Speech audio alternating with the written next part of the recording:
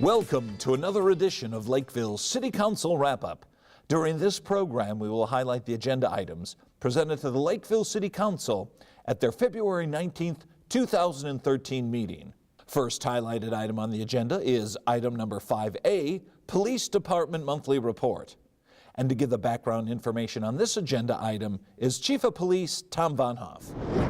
And I'll be presenting the January 2013 monthly report in partnership with the community that we serve. We are dedicated to reducing crime, problem solving, and ensuring the quality of life in Lakeville. And in reducing crime, we take selected categories. There were no homicides, criminal sexual conduct, or robbery cases reported, none year to date, of course. 4 domestic assaults versus 5 last year at the time. 5 other assaults versus 4 last year. Burglaries are down significantly, 3 versus 19 in January of last year. You remember last January it was very warm and we did not have any snow, unlike this January. And fraud cases are just the same, with 10 both months of January. Traffic crashes, although the weather and the roads were worse, we're down 66 versus 77. Now that's not unusual. A lot of times we have more traffic crashes when the roadways are good. Speeds are higher for people. Speed citations, 94 versus 71. I know I was just talking to Chris Petrie when we were sitting over at the desk there, and you may have noticed the roads today. It was very windy today. Snow was blowing all over, and we had some areas where the roadways blew over. And I was talking to one of our officers, Adam Steyer, our traffic officer, and he actually clocked a person on Cedar Avenue at 86 miles an hour today in this weather condition. So he said that he was afraid trying to turn and catch up with the violator because the roadways were so bad. Seatbelt violations, 3 versus 7. DUIs, 15 versus 6 in 2012, and a total of 660 traffic stops. Under quality of life, medical emergencies, 139 versus 135 last January. Crisis-related calls, 53 versus 91. Animal calls, 115 versus 97. Suspicion calls, 120 versus 128. And police CAD incidents, make a notation here, there's 2,579 versus 1,024. Last year in January, we switched record management systems. We went away from our P1, which is our previous records management system, so that January figure for last year is incorrect. I believe that figure would be right around 2,500. I look back on 2011 and it was actually 2,600 for the month in 2011 in January. It's just a little notation there. Distribution of our property crimes. Thefts under 500, 29%. It's the largest category, followed by fraud, NSF checks, and it's 15%, 10 cases. I was just talking to Russ Hellmuller, who was working on a case, our cyber crimes investigator, who took 22 computers in a case today on a search warrant. It's very, very active in that area. And this is very consistent with the distribution of our property crimes. The good news is, in literally every category except thefts over $500, January of 2013 had less occurrences of crime in property crimes than in 2012. Our traffic safety unit, if you look at this car here, this is actually an accident that Jason Hyder handled. And this is right off of Dodd Boulevard, or I'm sorry, off of Pilot Knob Road. And this is about 10:30 in the morning. Pretty clear driving where there's one section of ice. This four-wheel drive spun off, went down the side of the roadway and flipped over, landing in about 3 feet of water. Fortunately, the driver was not seriously injured and she was able to come out the back of that SUV. During the month of January, Adam Steyer focused on a number of different traffic complaints, and we do directed traffic enforcement details.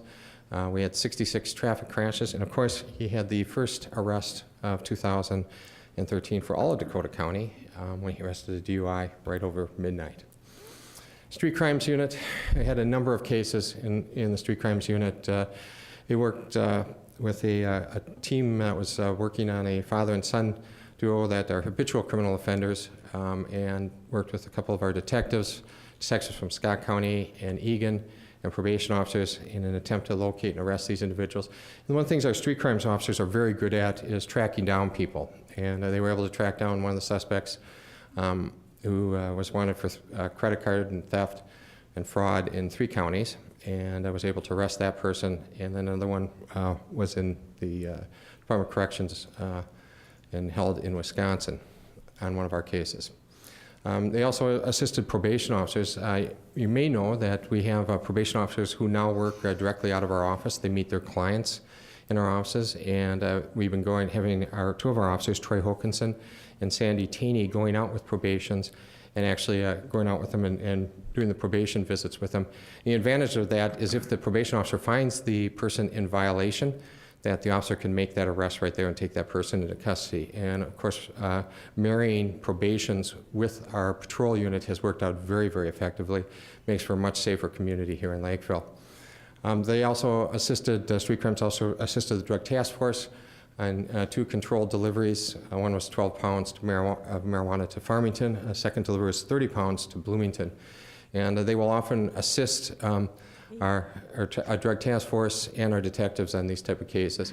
And finally, they assisted in locating a suspect wanted for active arrest warrant. And this is one of the situations where we know who the suspect is, and it's just a matter of locating them. And they will go out and track them down. And so Street Crime stays very, very active with assisting both our detectives and our patrol officers, and then coordinating our activities with the Drug Task Force. What here you see is some drug evidence. That's marijuana packaged up. And Detective Kelly Coughlin and Detective Michelle Roberts were actually doing a search warrant at a residence relative to a felony assault and a criminal damage to property case. And in the course of the search warrant, of course, came across this. Well, they called the task force, and then they had another arrest involved out of that. So it doesn't always happen that we just locate what we're looking for. They did find the evidence of the felony assault and the property damage crimes in the search warrant, but also found drugs. And we also had a felony assault. This was a second-degree assault between 2 roommates. Second-degree assault is an assault involving a weapon. One roommate slashed the other roommate in the leg and with a knife, was arrested by the officers and was charged with 3 felony counts. One's assault in the second degree, and then also 2 terroristic threats counts of involved with that assault. And then another interesting felony domestic assault arrest. And the reason this is interesting is obviously we make multiple domestic assault arrests every month, but in the past few years the legislature has strengthened the penalties to domestic violence cases. And if there are 2 previous domestic assaults on a victim from a suspect in the previous 10 years, it becomes a felony. And this is a situation where a woman came into the station at 5:46 in the morning and wanted to get information on how to get a protection order, where the officers were very astute at seeing that this woman had been assaulted. She was not very cooperative with the officers, did not want the suspect charged, but the officers talked to her at great length. It'll help her through that. The officers got a warrant when arrested the suspect and charged him with this felony assault. And finally, traffic crash is a DUI arrest. The vehicle went through the stop sign at Glacier and Dodd Boulevard there on January 28th. The preliminary breath test on this indicated that the individual driver was over 3 times the legal limit. This arrest happened at 9:51 in the morning. So, when you think about intoxicated drivers just at night, it happens at all times of the day. All 3 people involved in this crash from both vehicles were taken by ambulance to the hospital. Fortunately, none of them were seriously injured. And finally, on January 1st, as the council well knows, we promoted Captain Tim Knutson from the rank of sergeant to captain. Tim is in charge of our patrol division and is doing a great job. And that concludes my report for January 2013, and I'll stand for any questions. Next highlighted item on the agenda is item number 5B, Parks and Recreation Department Annual Report. And to give the information regarding this agenda item is Parks and Recreation Director Brett Altergat. All right, I have the honor of presenting our annual report, and I will do my best to move through it fairly quickly. We are dedicating this report this year to Steve Michaud, who retired after 38 years with the city. He's my predecessor. He built a great park system that includes 58 parks and 27 conservation areas and just short of 1,800 acres. So we want to congratulate him on a brilliant career. Along with that, there's our mission statement. The Lakeville Parks and Recreation Department will strive to administer safe, proficient means of managing park areas and provide diverse recreation opportunities in order to enhance the quality of life for Lakeville residents. As mentioned, there's the breakdown of the areas that we maintain that make up the 1776. Along with that acreage, and we have 100 miles of paved pathway and just short of 10 miles of natural and grass areas. We work with a number of community groups. Listed before you this evening are 34 different community connections that we have. It's hard to get them all in there, but those are the most prominent ones that we work with on an annual basis. The Minnesota Ironman bike ride, it was in Lakeville for 13 years. Unfortunately, they're not coming back in 2013, but over the course of those 13 years, they averaged 4,000 riders per year and had brought over 50,000 people to Lakeville. John Ridge had said, well, we spent but one weekend a year in your city. They were all fantastic. So I know that was a tough decision on their part, and we hope that they come back someday. One of the biggest projects we have was a Heritage Center renovation. It's home to the Senior Center, the Yellow Ribbon, and the Lakeville Historical Society. It opened on September 24th. By the end of 2012, we had $140,913 donated, and we had in-kind donations of $108,267, and additional 2,600 volunteer hours to make that project happen. Along with that, we had donations and volunteers that we want to thank. We had over $61,000 in total donations for park improvements, as well as programs. The breakdown, we had the Lakeville Baseball Association and Fast Pitch Softball, each about a little over $23,000 for King and Aronson. The Rotary, annual donation for $3,000 to help fund the puppet wagon. And then we've collected food at the Haunted Forest, 750 pounds. The Art Center, as mentioned last month, with their empty bowl fundraisers and things, raised $950, and that all goes to the food shelves. And over 1,000 volunteers donated over 10,000 hours of time to the Park and Recreation Department. Now we're taking a look, by division, we'll look at the Art Center. As I mentioned in the previous year, we went over 50,000 people attending the Art Center in 2012. Any program revenue you can see was a little over 200,000, 205,000. We had 742 facility rentals and 136 classes offered. The Art Center also knew towards the end of the year with the 2012-2013 playbill went online, and during that time we sold 4,021 seats online. According to Tom, that has been phenomenal. It's a very high success rate, so that number is going to continue to grow, because I think that was the last quarter approximately of 2012. On the Art Center grounds, we hosted a Taste of Lakeville, Panaprog events, had 3 beer and wine academies, and just a number of different things. The Art Festival out there as well. Mentioning the Art Festival, we had over 6,000 people attend the Art Festival. We had 60 featured artists and authors. Again, it's a huge event that they're building for again this year. Also at the Art Center, 7 art gallery exhibits in 2012. We had 112 theater performances that brought in 21,000 of those people. The Elvis Tribute, which was the 2012, co-sponsored by the Rotary, and we had 21 holiday performances this past year. Then we go into park maintenance. Again, we talked about the number of areas that they maintain, the 100 miles of trail, but they're really providing daily maintenance, the beaches throughout the summer, skating rinks throughout the winter, plowing the trails and doing all those things. Major improvements, I'll just kind of fly through these. Well, some of the money that was donated by the Baseball Association was for King, and we redid infields, I think on 3 or 4 of the fields, and new storage with the Fast Pitch Softball Association out at Aronson, and bleacher improvements. Those things are going to enhance the park going into this baseball season. Didn't benefit them last year. We're going to see a big improvement in those areas in 2013. And then mentioned last month, we did move that warming house from Bunker Hill to Cherry View Park. Other improvements continue to go on.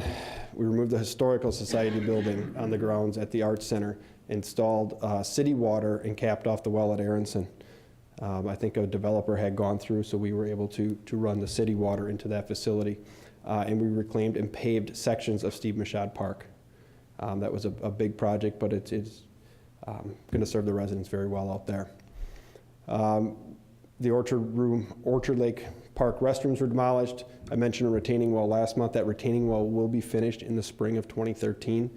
And then new this year, we anchored the fishing piers. We moved them away from shore out into lake and anchored them down.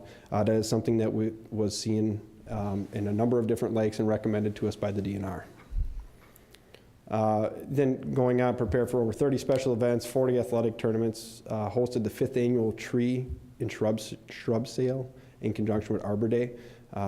John had noted 427 trees and shrubs were sold. And then they participated along with the environmental division and hosted the hazardous waste and recycling event. Sentence to Serve gave us 2,648 hours of labor, numerous projects throughout the park system during the year. The Tree Trust, which is teenagers volunteering in the community, they replaced the top cap of a retaining wall, 660 feet of retaining wall for us. And then we had numerous projects done by Eagle Scouts throughout the year. And 39 of our 58 parks are adopted by residents. Forestry, we trim a number of trees. Main thing is they planted 50 trees last year. They pruned 792, and we did 107 removals during the course of 2012 and completed our recertification as a Tree City USA community. Unfortunately, the bad side of parks, we did have vandalism. We had 23 occurrences, and that cost us $9,121. That's a 39% increase. So I think a lot of it just depends on the year and the different things that kids choose to destroy. And as you can see in the one, that was fireworks in a toilet. And I believe that was at Antlers. One of the big things that led to some of the tree removals was the storm damage from June 19th. Over 80 trees and parks and trails had to be cleaned up. Antlers and King Park batting cages as well. Recreation division, we had over 9,400 registered for programs. Over 7,000 participated in special events throughout the community. Our revenues were over $339,000, and we had over 50 seasonal staff. Facility usage, 479 park facility reservations that generated $32,000 in revenue. Scheduled 141 athletic fields, and that's a number of different things, whether that's us or outside user groups. We had 52 tournaments, camps, and clinics hosted in our facilities, and we work closely with all the user groups, the 3 school districts, and all the youth sporting groups throughout the community. Over 10,000 youth participated in activities in our park, and over 12,000 ice skaters visited 7 sites and 14 sheets of ice in 2012. Moving on to Senior Center, at the time we had these numbers, we had 911 members, offer about 200 programs a month, and a number of new ones this past year with the Heritage Center coming online. We have additional technology, tatting, cross-country skiing, and snowshoe club, jam sessions, oil painting games, and evening billiards. The seniors fundraised over $13,000, and we had 270 volunteers. There's a breakdown of some of the weekly things that we're doing, the exercise, nutrition, so forth. Monthly, we do check blood pressure, foot care, health insurance counseling, singles and diners clubs, and then the annual things, AERP, Belgian waffles, flu shots, your typical things that you'll see at a lot of different community facilities throughout the year. And then over the course of the year too, we'll have informational seminars. Last year we ran 26, things like defensive driving, dinners, and special celebrations as well. Obviously, seniors moving to the Heritage Center is a big move. That was on October 24th with the grand opening on October 14th. And we're still working on the fundraising efforts to pay off that as well. Just some quick upcoming events. This next week in here we have Winter Ritterfest. So that'll be out there. I believe it's $10 a carload. It goes from 12 to 3. And we'll have, we have enough snow this year, which is good. So you'll have the dog sleds out there along with snowmobile rides. That was, we were sweating it out about a week ago, but we're pleased to say that we're going to have those events this year. That's really what makes it go, especially the dog sleds. And if you haven't registered, please do that in advance because there's limited amount of dog sled rides available. Just moving on to the Arts Center, you can see we have a number of different events coming up over the course of between February and March. Too many to mention, but if you get a chance, you can go online and check out the playbill, and any tickets, again, are available online or at the Lakeville Arts Center. Any questions? Next highlighted item on the agenda is item number 5C, Economic Development Annual Report. And to give the background information regarding this agenda item is Community and Economic Development Director Dave Olson. Good evening, Mayor, members of the council. It's my privilege to be here tonight to talk about economic development highlights of 2012, and obviously it was a good year, and I enjoy coming and doing this report after a year like we just finished. We'll get right into it. One of the main indicators of economic development activity in our community is building permit valuations, and we ended the year with a issued building permit valuation of over $129 million, which is about a $41 million increase over where we were in 2011, and an increase of about 47.5%. In my humble opinion, and even though we don't typically talk about it as much on the guise of economic development, but the story last year was, in my opinion, one of the most significant development events in 2012 was the rebound of the residential development market in Lakeville. And I have a few more slides than we typically had on that area in other years, just because of what I think was the significance of what occurred, and what, for all appearances, continues to seem to be continuing occurring into the coming year. We ended the year with issuing permits for 393 residential units, which compares to 223 the year previous. And the big and the lion's share of that, and we'll get into a little bit of the breakdown, was the single-family statistics, or the numbers for new single-family units, which finished the year at 279 units, which was up from 118 in the previous year. Mr. Felder calls upon us to make forecasts as we go into the budget year, and about a year and a half ago, I think our best guess, and Mr. Morey and I and others weigh in on that, and I think our number was 150 that we gave to Mr. Feller, and that kind of got blown out of the water by about mid-year last year, so, which is a good problem to have.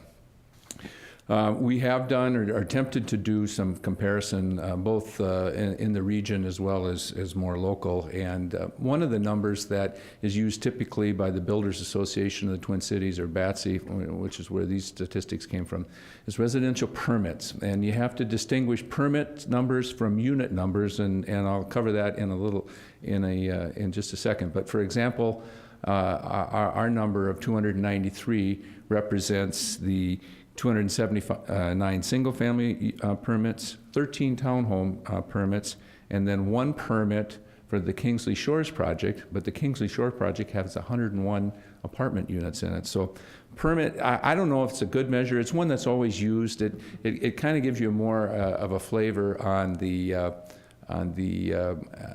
number of projects and number of buildings that are being constructed, basically. But you'll see the top 5 here, some of which will be in the next slide, but one of which isn't, that blows everything else out of the water. And you'll see in just a second, and that's when we go to units. And as I indicated, in our case, Kingsley Shores, 101 units with 1 permit. You can see in Minneapolis, they don't show up in the top 5 for number of permits, but they're way, by a factor of 5 or 6 in excess of any of the other cities in the metropolitan area. And that's mainly because of the large apartment and condominium projects that are taking place in Minneapolis. And you can see after that, and St. Louis Park was another one. They didn't show up in the top permit numbers, but they had a couple large multifamily projects, and that will those units will get you into towards the top. But again, our 393, and when you compare to our other, it's typically, and this has been during the boom years in the past, in the downturn, and now as things are picking up. In the suburban communities, it's typically Lakeville, Blaine, Woodbury, and then sometimes Maple Grove will appear, as well as Plymouth in some years. Here's a more local comparison in residential development here just in Dakota County. And as you can see, Lakeville had by far and away the most activity in 2012 in terms of residential activity. Just for my own curiosity, I added up all the other cities listed, and their numbers came in at 490, so 490 units in all the other cities combined, compared to the 393 in Lakeville, which I thought was kind of interesting. The other indicator, and this is where Mr. Morey and his staff and Mr. Petrie and his staff were, obviously impacted by, and that was the increase in the platting of new subdivisions and particularly new single-family lots. 348 final platted residential single-family lots were approved in 2012. That's more than double that of the previous year and 4 or 5 times the amount of the year before that. And I didn't have, and I wish I was able to get a comparison of platting activity in other communities, particularly in Dakota County, but I think you would have seen similar to the permit. And it's indicative, I think, of the permit, because once the existing lots the supply of existing lots starts to dwindle, develop and get low enough, then developers are willing to come in and bring in new subdivisions and plat new lots. So, and we're seeing, again, this activity is continuing on in 2013, and Mr. Morey and his staff are already busy in January and February processing new plats. This is a statistic we track, and Mr. Porter's here from the school district, and we quarterly send information out from our inspections staff to the various school districts, but we also track the permits by school district. And you can see in 2012, by far, the lion's share of the increase occurred in ISD 194. And, I don't know if that's good or bad, but it's an indicator, and I think we're going to see that with a lot of the 348 platted lots that were done. A lot of those lots you're going to see also as permits start to be issued later this year, and those developments are going to be occurring in District 194. And finally, on the senior housing, as we had indicated, Fountains of Ozana project didn't show up in the permit numbers for 2012 because that permit was actually issued in the fall of 2011. However, that project was completed in October. They had their dedication on October of 2012. The picture on the right is a picture of their completed 93-unit development adjacent to Ozana Church. Kingsley Shores is under construction, and again, their 101-unit project is completely, or more or less, enclosed now, and it changes the lake or the appearance a little bit on that area as you go around County Road 5 next to Kingsley. But the views and the vistas that those units, particularly the ones on the backside, are going to have are going to be very nice. One of the things that I point out, and I've had this discussion with other staff, and we don't have the numbers yet for Hosanna and obviously not for Kingsley Shores because it's not done, but besides providing certainly a needed type of housing in our community for seniors that need either independent or housing with services, these projects also provide a significant tax benefit. And even the ones that are, and of these 3 projects, the third one being Highview Hills that was completed a couple of years ago, 2 of the 3 are owned and operated by nonprofits, but they still pay property taxes. And the property tax impact from these projects is significant. And the nice thing about property taxes and how these are classified is that they're classified as residential. So we get, instead of the 14% that the city is benefiting on a commercial or industrial project, we receive approximately 1/3. There's no fiscal disparities, and there's no state property tax on residential development. So in terms of pure impact to the city, it's significant on these larger residential projects. Back to the more traditional economic development or the commercial industrial type of stuff that I normally talk about. It was a active year in both the industrial park and in the business campus area and others as well, in terms of both some new development and expansion, as well as existing buildings being acquired and purchased by other buildings. The first one on the list, or the first bullet, is ConAgra, and that ConAgra Foods, that lower slide, is the 27,000 square foot expansion, warehouse expansion they added to their existing plant here in Lakeville. off of Hamburg. They were previously leasing warehouse space in Shakopee, and this just made the logistics of getting their product in a warehouse and then distributed to their market more effective by having this plant in this warehouse next to their plant here in Lakeville. There was some logistics involved. There was a large sewer and water main, I believe, that had to be relocated to facilitate this, and an easement vacated, but the project went fairly smoothly. Genpack, council's familiar with that. They bought the old Berry Plastics building, a 210,000 square foot building that had been for sale for a couple of years. Genpack had a small operation in Lakeville. They are a plastics manufacturing company. They relocated their smaller plant in Lakeville as well as a much larger plant from Bloomington into the former Berry Plastics plant, and in the process relocated 100 jobs out of the Bloomington facility here in Lakeville. And Midwest Veterinary Supply, I don't have a slide of that, and there isn't anything physically changed yet, but they closed in the fourth quarter on the old DHY building, and that was is a very visible building right on the corner of Holyoke and County Road 70. Been for sale again for a number of years. Midwest Veterinary Supply is a veterinary supply distribution company that's based in Burnsville, and they're in a leased location and purchased that building, and they just recently turned in their plans for building permit for renovations. Probably one of the more significant events in terms of local businesses in Lakeville was the decision that was made by Mom Brands, formerly Multimeal, to purchase a second building in Lakeville. It's the adjacent building in the Fairfield Business Campus. And they purchased that building. I believe they closed in September, possibly October. And what that allows them to do, and shortly after the purchase was made by them, they made the announcement that they will be relocating their corporate headquarters out of downtown Minneapolis in the IDS Tower into this building. Well, I shouldn't say in between the two buildings. They're treating it now, and actually we're reviewing plans for their site plan improvements. They're basically considering this a two-building, 22-acre campus right now, and they are reorganizing and deciding within their company which employees and which function are going to be in which building.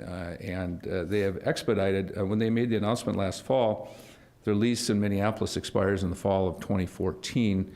We just in the last week have issued the permit for the renovation of the second building, valued at $4.5 million in terms of their interior renovation of the building.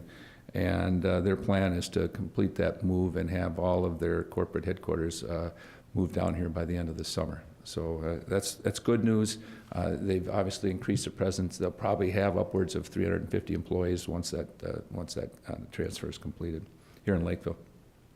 Roth Container is the company that purchased the old Genpack facility, a smaller Genpack facility on Hamburg, and they hadn't even started their renovation work where they turned around and sold it to another company called Consolidated Container out of Atlanta, I believe, and that work is in process and being completed. And then Uponor, again, these are all projects some of these projects you didn't see a lot of change on the outside, but Uponor is now leasing about 30,000 square feet of the Marty Kime building down on 220th and Highview. And for those long-timers here, it's referred by some as the old Crown Court Conceal building, which was a manufacturing company that was down there for many years. And they relocated that facility or their operation quite a few years ago. But Mr. Kime bought it. It's a multi-tenant building now. And Uponor is going to be transloading their plastic resin that they use for their PEX plumbing and other products, going to come in now by rail car, be transloaded and at that location, and then transported from that location up to their manufacturing facility. It allows them to buy their raw material in much larger quantities and thus save money accordingly. So, and just wrapping up on the retail side of things, everybody obviously was aware of the Walmart project that was completed. That was a 2011 permit completed in October of 2012. I talked to the store manager last week, and they're very pleased on how the operation of the store is going so far. Family Leisure opened last year. If you haven't had a chance, it's a beautiful store in the old Kowalski's space. They were formerly operated in Apple Valley a few years ago under the name of Watson's, and kind of rebranded and repositioned their store a little bit and came back down to the South Metro. And then McDonald's opened a new store and renovated an existing store and just cut the ribbon, I think, last Friday on the McStop store renovation that was completed recently. And And they have made a decision, and we have a permit ready to issue for their 4th store, which will be up next to Brunswick Zone.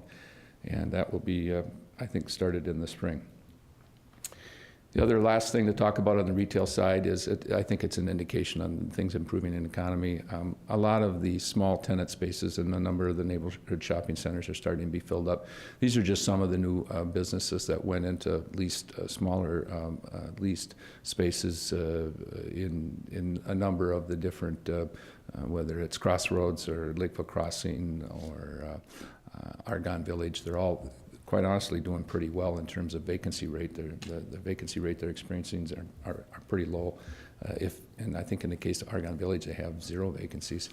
And then on the redevelopment side, this is a property that the city, in partnership with the CDA, was acquired last summer and demolished last fall, corner of 210th and Holyoke. It will initially just pave the way for some traffic improvements on Holyoke that are being sought after by the school district to improve the south leg of that intersection of Holyoke and 210th Street. And we completed, and we'll be bringing to council here later this year, some plans for renovation of the downtown parking lot behind Pioneer Plaza. We concluded some of the acquisition work with the CDA and a private property owner for that project. And then obviously we were able to find a buyer for the old senior center and closed on that in December. In terms of other activities involved with economic development, last year was the beginning of the implementation of some new business marketing strategies, including the new tagline, Position to Thrive. We participated in the MinCar Expo, placed ads in Real Estate Journal, attended a couple conferences and sponsored several at the sponsorship level, involved in several conferences, and we continue to meet with and have a group of ongoing partners locally, including the school district and the DLBA and the chamber, to talk about future marketing opportunities going forward, more on a community-wide basis as opposed to just business marketing. So with that, I will stand for any questions. Next highlighted item on the agenda is item number 8, appointment of Vision Task Force members. And to give the information regarding this agenda item is City Administrator Steve Milkey. The council has been working to identify and invite individuals from our community to participate through a number of methods, but primary to that is the selection of members for what we're calling the Vision Plan Task Force.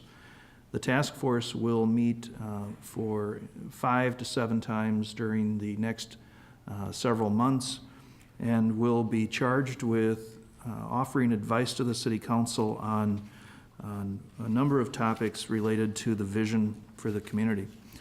The task force will receive information from a variety of sources. We have already conducted a survey of our boards and commissions, as well as our senior staff members. That information is not yet available to us, but that process has taken place. We will be conducting a community survey. The community survey, by the way, will start with a postcard going out at the end of this week to 1,200 residents within our community, telling them that they have been taken by random choice and selected to participate in a written survey. That survey will be mailed out about a week or 2 later, and we hope to have the results of that survey by April. And that will provide us with some statistically valid data that will help us identify things that members of that survey will tell us about their goals and aspirations and priorities for the community looking into the future. We will also be having a number of task forces. There are 7 different task forces representing education, recreation, sports and leisure, the business community, our seniors, youth, the development community, civic and nonprofit groups, and then medical and health sectors. Each of those focus groups will be focusing on looking at those particular perspectives, or those focus areas, and providing input again to the task force and council on what the future of our community should hold with each of those various perspectives. There will also then be 4 town forums that will be held and will provide all residents and businesses an opportunity to come in and talk globally about the future of the community and what they think is important that we should be preparing for. All of that data will come to the task force, who will be charged with writing recommendations to you on what the future should hold for the community and what we should hold important in the community. That future plan then will come to you probably in mid to late summer, with the opportunity to ask additional questions or massage it as the council feels necessary. And that vision statement, when it's completed, will provide not just the city but our full community with a sense of what we as Lakeville residents and businesses feel are important and what we should be cherishing and working toward in the future. My hope would be that the result of that will be that the council will then establish some strategic planning around it so that we can try to attain that vision over time. Again, remembering that we're looking out 20 to 30 years from now. And we'll also spend time looking back. If you think back 20, 25 years ago, the community was significantly different than it is today. I think we can anticipate that the community will be significantly different from what it is 25 years from now. So this process is going to help us think about how do we wish to get there? What do we want to do that's important to our community? And then we'll have to figure out how to make that vision a reality. So the task force has a big task ahead of it. And I'm going to read the names of those who have accepted this invitation to participate. We have Laura Beam, Jean Hutter, Grant Jacobson, Cody Jones, Brian Knapp, Jason Malman, Patty McDonald, Ron Mullenbach, Lynette Mulvihill, Stephen Porter, Tom Rice, Christopher Reisterer, Howard Schneider, and Dean Swenson.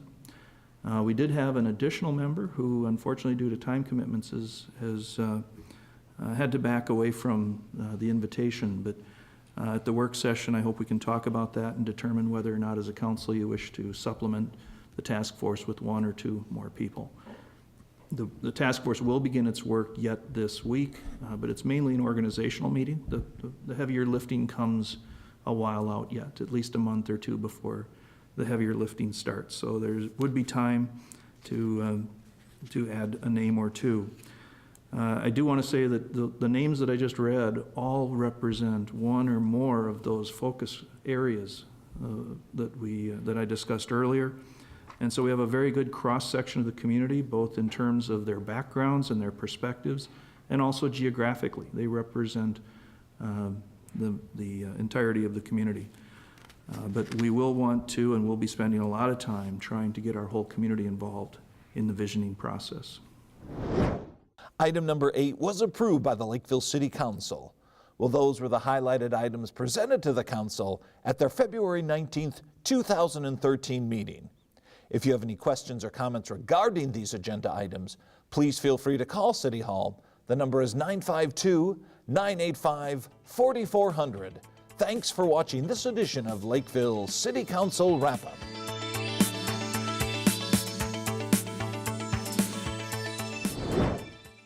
McGruff the Crime Dog here to remind motorists to stay safe at the gas pumps.